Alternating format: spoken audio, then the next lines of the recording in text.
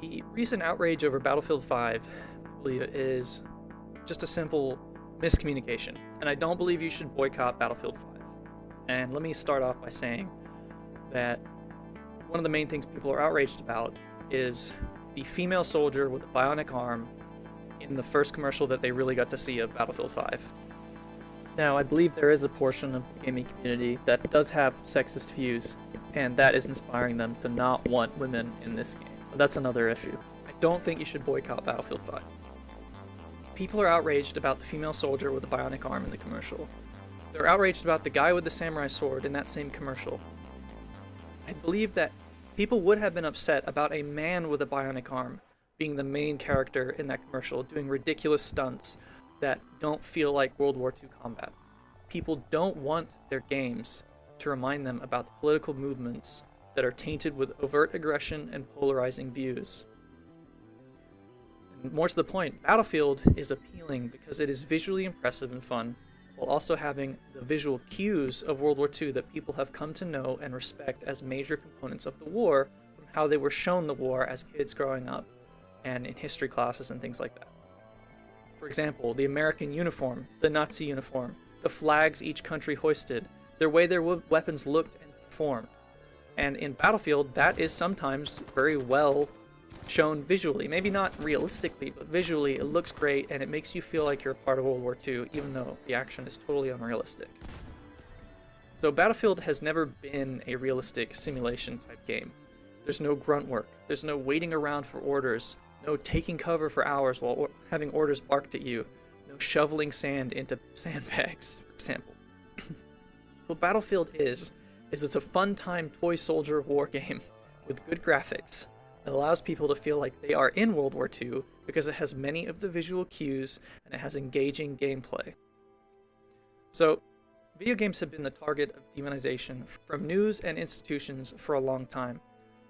People have been using their political views to pressure, especially video game companies, into changing the way they create their games, even though gamers love the way that they've been creating their games.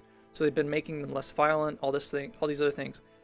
So I gotta say, she's got a point. I've definitely seen the video games do appeal to the male fantasy. Lots of scantily clad women. Just not saying that it doesn't happen on the reverse end. I mean, video games appeal to the female fantasy of a lot of males, you know, muscly, heroic, all this other stuff. At least that's the fantasy that I've observed. But more to the point, gamers have found that outrage and boycotting gets their point across. This was in part to the fact that video games have responded to the demonization from outside parties that don't actually play or understand video games. So this makes people who have been patronizing these games for a long time feel unheard, alienated, and unimportant. This causes their emotions to rise up in severity and their loyalty to wane.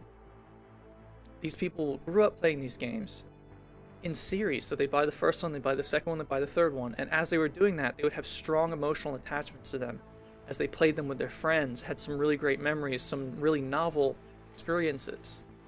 So the emotional connection is really strong, and that's why people get so worked up and angry when it feels like the company that they've been patronizing for years, that they've been buying games from, changes the script and starts to listen to a group of people who don't actually enjoy the games and wouldn't really play them in the first place. But this is where I'm going to absolutely zone in on it, on what's been going on, because I think Battlefield 5 is going to be a fun game. I just think that there was a huge communication error in the way they presented the customization options in Battlefield. I think that showing anyone with a bionic arm in your first commercial for a World War II game, doing crazy ninja-like moves and all this unrealistic combat, I think that would put off a lot of people. And then they tried to explain it away by saying, this is our take on World War II, and they tried to explain it away by saying it was the morally righteous thing to do, and all these other things. It could have been made as simple as this. And I'm no expert, but I do believe if you had shown other elements of the game that people are more interested in my opinion, such as the cool weapons, the fact that the weapons are now accurate, the fact that you've got a V2 bomb that makes a really haunting sound and makes this incredible explosion, and just, you know, even the sandbag building mechanic, or, you know, the repairing mechanic, whatever they have implemented. It may not be what people wanted exactly, but I do believe it has a more important element than character customization. I think character customization is definitely important, but you had the opportunity to confuse and upset a lot of your loyal gamers, and you took that, and I think the way that they executed it upset and offended their core base. And instead of responding in kind to what is an irrational and emotional audience at times, they took a defensive and aggressive posture in some ways. And I think that that was a mistake. Now, there's another side of this coin, which is that no publicity is bad publicity, which may or may not be true, but still, more people are going to hear about this game, and it's going to spread via outrage in many ways, and it's going to take up more of YouTube's political sphere as well as its gaming sphere, as far as videos that are being hosted under certain categories. So, more to the point, don't boycott Battlefield. It's going to be a great game. The customization might irritate you, but they'll probably dial it down just a little bit. If there's microtransactions, that's going to suck, and it might give people an advantage. But the act of a few management in EA that wanted to pander to sort of polarizing movement that may or may not be morally correct, the act of that management doesn't reflect the hard work and the dedication of thousands of people who are involved in spending I don't know how many hours of their day crafting what is essentially a masterpiece of a game.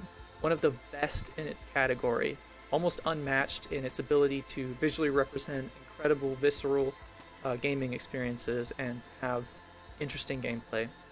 And I believe if you don't boycott the game, you're going to have a good time.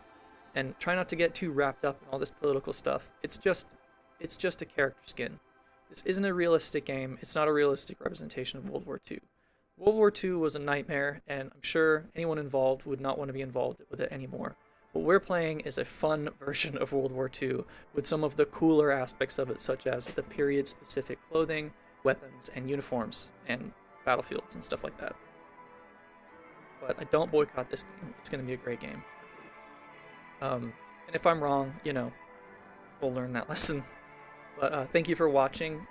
Again, you know, it sucks that they took such an aggressive stance, but the political views of a few staff members don't represent the hard work and dedication of the entire team, which has tried really hard, I believe, to bring a quality game to. Just real quick, though, I do want to mention that there definitely was sexism, at least from my personal observations, in the comments of the videos of the EA commercial, of the Battlefield 5 commercial. There was just resentment that there was a female soldier, about, you know, there was talk of historical accuracy and things like that, and I understand where those people are coming from some sense, but at the end of the day, Battlefield 5 is not truly historically accurate. A lot of stuff is totally exaggerated and completely misrepresents combat, and even the weapons are misrepresented, and probably some of the locations are misrepresented. And I do think it's important for people to be able to choose the gender of their character. I mean, if it was like a mil sim, and it was super excruciatingly accurate, I'd understand people being super upset that there were female characters. I think what people are mostly upset about, though, is that it seems cartoonish, the representation of a character with a bionic arm and like people with tattoos all over their face and things like that. Even though those things, the tattoos and things like that did happen in World War II, I think people were just sort of taken aback by it and were afraid that EA was going down the path of pandering to movements or just sort of possibly not listening to their core audience.